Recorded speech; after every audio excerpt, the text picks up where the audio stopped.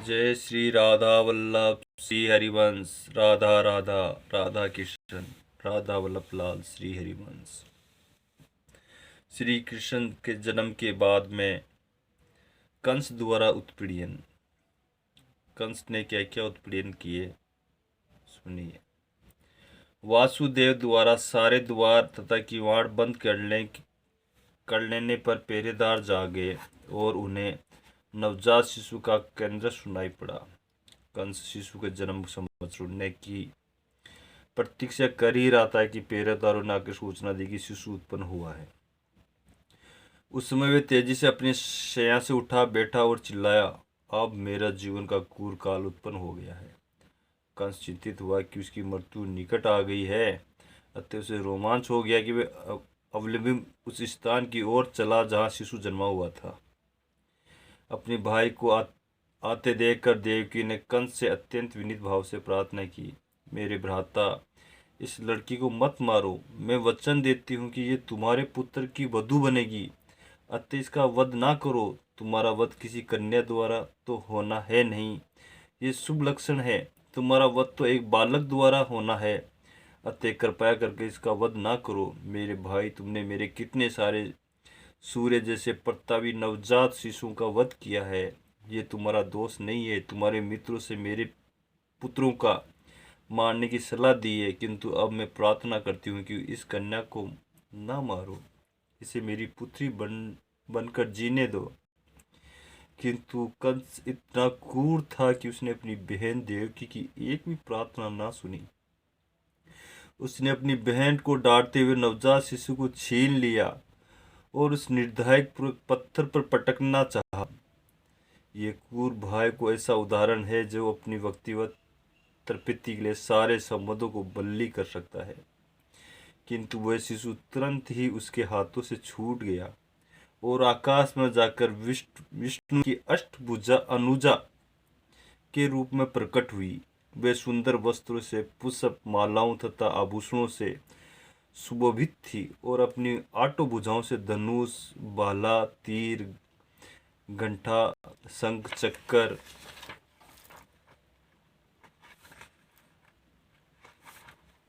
गदा तथा ढाल धारण किए हुए थी।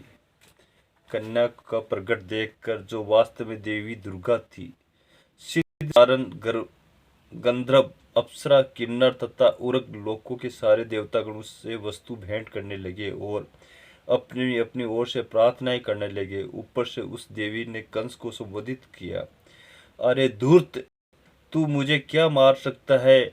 तुझे मारने वाला बालक इस संसार में पहले ही प्रकट हो चुका है। तू अपनी बहन के प्रति इतना क्रूर मत बन। इस प्राकट्य के बाद देवी दुर्गा विश्व में विभिन्न भागों में भिन्न भिन्न नामों से विख्यात हुई। इन शब्दों को सुनकर कंस इत्यादि भयभीत हुआ। सहानुभूति करने के कारण उसने तुरंत वसुदेव तथा देवकी की हथकड़ियां तथा दी और विनम्र होकर उनसे बोला, हे बहन तथा बहनों, मैंने भांजों का वध करके असुर की तरह आचरण किया है। मैंने अपने घनिष्ठ संबंधों का रंच मात्र भी परवाह नहीं की है।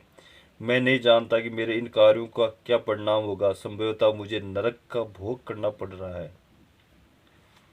जब कंस इस प्रकार अपनी बहन तथा बहनों से बात कर रहा था तो उसकी आंखों में आंसू की धारा बहने लगी। उसने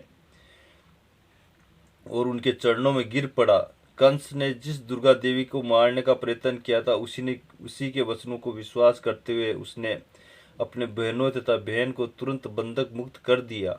उसने उनकी हथकड़ियां खोल दी और उनके प्रति परिवार का एक सदस्य की भांति सहानुभूति दिखाने लगा।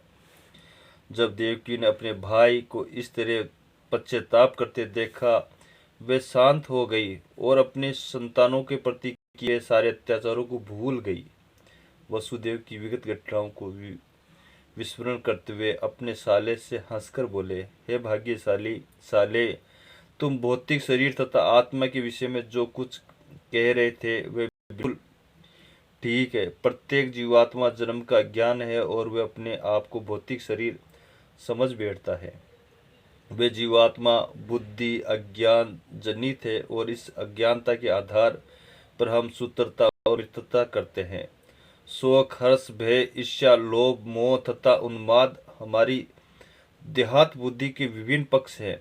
इस प्रकार में प्रभावित मनुष्य भौतिक देह के कारण ही शत्रुता व प्रवृत्त होता है। ऐसे कार्यों में लग जाने के कारण हम भगवान को अपना संबंध भूल जाते हैं। वसुदेव कंस को उदारता का लाभ उठाकर उसे बताया कि उसकी नास्तिक कार्य का लाभ भी उसे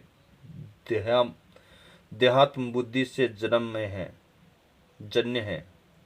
जब वसुदेव ने इस प्रकार ज्ञानप्रद बातें की तो वे अत्यधिक प्रसन्न हुए और उस समय अपराध भावना कुछ कम हुई। अपनी बहन देवकी तथा बहनों वसुदेव की आज्ञा लेकर वह शांतिचित अपने घर लौट आया।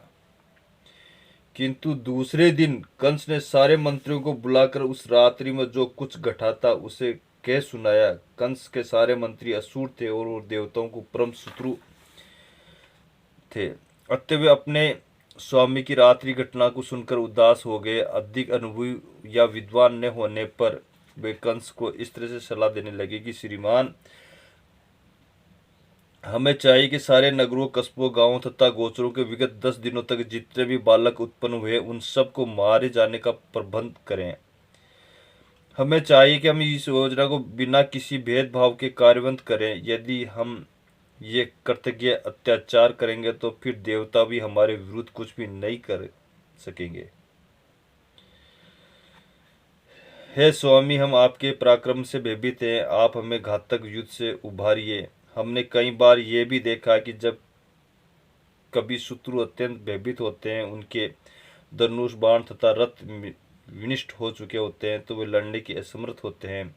आप इस शरणागत शत्रुओं को वध नहीं करते थे, अतः वस्तु हमें इन देवताओं की भयभीत नहीं होना चाहिए। इन लोगों को शांति काल व युद्ध भूमि से बाहर रखकर अत्यंत लड़ाकू होने का गर्व है, किंतु वास्तव में युद्ध भूमि में कोई भी कौशल्य या सैनिक शक्ति प्रदर्शन नहीं कर सकते। यद्यपि इंद्र समेत भगवान विष्णु, शिव जी तथा ब्रह्मा जी इनकी सहायता के लिए सदैव उधर रहते हैं, किंतु हमें उनसे डरने की कोई कारण नहीं है। जहाँ तक भगवान विष्णु प्रसन्न है तो वो पहले ही जन जन के हृदयों को अंतरित हो चुके हैं और अब बाहर नहीं आ सकते। और शिव जी ने तो अपने सारे कार्यकलापों को परित्याग कर रखा है, वे पहले ही वनवासी हो चुके हैं। और ब्रह्मा है कि उन्हें नाना प्रकार की तपस्या तथा ध्यान में फुर्सत नहीं मिलती। इंद्र के जैसा है, अतः हम इन्हें देवताओं को डरने की कोई बात नहीं है, किंतु हम असावधान भी नहीं रहना चाहिए, क्योंकि देवता हमारे कट्टर शत्रु है। वास्तव में ब्राह्मण, गाय, वैदिक ज्ञान, तपस्या, सत्य, इंद्रिय तथा मन के संयम, स्वाभाविक दान, शौर्यता तथा यज्ञ यही भगवान विष्णु के दिव्य शरीर के अंश रूप है। भगवान विष्णु सबों के हृदय में विद्यमान है और वे शिव तथा ब्रह्मा सहित समस्त देवताओं को नायक है। मंत्रियों ने कहा, हमारे विचार से भगवान विष्णु को मारने के लिए समस्त ऋषियों तथा ब्राह्मणों का दंड दिया जाए। इस प्रकार असुर मंत्रियों द्वारा मंत्रणा किए जाने पर धूर्त कंस ने जो भी सर्वभक्षी अंतकाल के हथकड़ियां बेड़ियां में जकड़ा जो ब्राह्मण तथा वेश्यों को दंडित करने का निश्चय किया, उसने असुरों को आदेश दिया कि वे सभी साधु पुरुषों को सताए और तब तक वे अपने घर चला गया। कंस के अनुभवी रजो तथा तमो गुण के प्रभाव में आ गए और उनको एकमात्र कार्य बन गया साधु पुरुषों को सूत्रता करना। ऐसे कार्यों को जीवन अवधि करती है। असुरों ने इस क्रिया को मानव त्वरित करके अपनी मृत्यु को बुलावा दिया।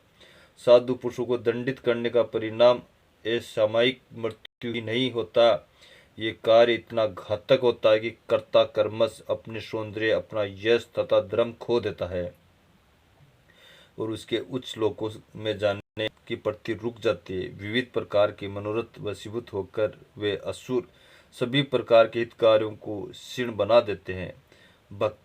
भक्त तथा ब्राह्मणों में चरण कमलों की प्रति किया गया अपराध श्री भगवान के चरण कमलों की प्रति किए गए अपराध सभी बड़ा होता है। इस प्रकार ईश्वर वहन सभ्यता व्यक्तियों का घर बनी जाती है। इस प्रकार लीला पुरुषोत्तम भगवान श्री कृष्ण अंतर्गत कंस द्वारा उत्पीड़न शीर्षक चतुर्थ अध्याय का भक्ति देवांत तात्पर्य पूर्ण हुआ।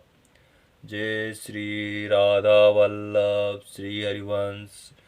राधा राधा। श्री राधा।